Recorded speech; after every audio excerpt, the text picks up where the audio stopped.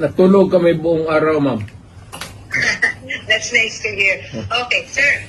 Unang-una, how are you po? Talagang ang daming gusto magtanong, kumusta po si President Duterte? Sa awa ng Diyos, okay ako. Wala nga. Okay, sir. Hindi na po ako magpapaligoy-ligoy pa, sir. Nitong weekend, lalo na kahapon, ang dami hong nagulantang at nagpanik dahil dun sa balita. Ano po ba talaga ang nakarating sa inyo, sir? Meron daw po ba kayo talagang warrant of arrest? Ano po? Alam mo, ma'am, what is circulating in the city of Manila, it's almost the same that's being bruited around dito because of the, communications.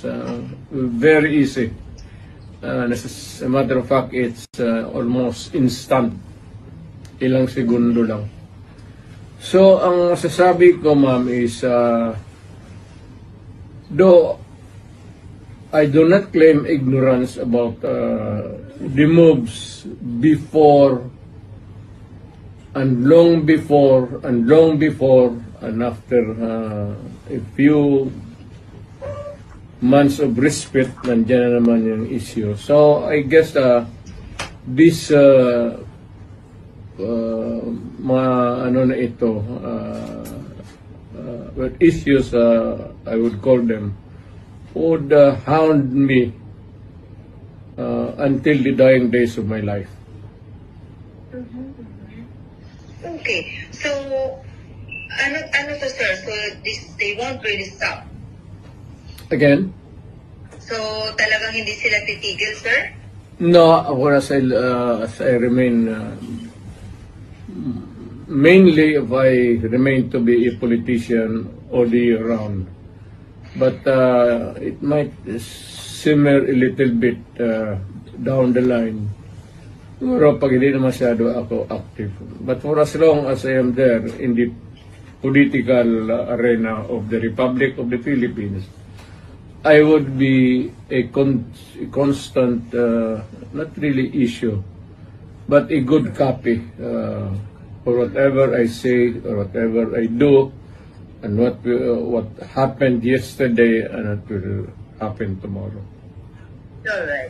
Then okay. Sir, okay. Sir, does this bother you, sir? Itong mga naglutangang information na meron ng warrant sa inyo? Warrant of arrest? Alam mo, ma'am, sa totoo lang, I have been in politics for almost nearly 30 years. Been mayor and lahat ng klaseng issue. Firstly as vice mayor, congressman, then as president. Hindi ko naman sinasabi minamaliit ko. Pagyayabang yan eh. But it's almost an day in, day out, month long, year after year. It's has become an irritation, really. Especially if patanda ka na and you still have to deal with the same questions and issues until now. Pero I take it as part of my political life. Kasi nandyan ay early on nagpasok ako sa gobyerno as a prosecutor that verily as early as ilang taon lang pumasok na ako sa politika. Okay. Sir, kung sakali nga po na meron at kayo ay pasoman po, will you appear? Again, ma'am. If ever na meron nga po talaga, kung talagang totoo nga itong warrant of arrest ng mga lumutang, kung sakaling meron nga talaga, what's your plan po? Will you appear kung sakaling ipasoman po kayo, sir? I would say that not really appear or non-appearance, but I will deal with the problem directly, frontally. As a lawyer, gagamitin ko na yung pagka-abogado ko. Okay, sir.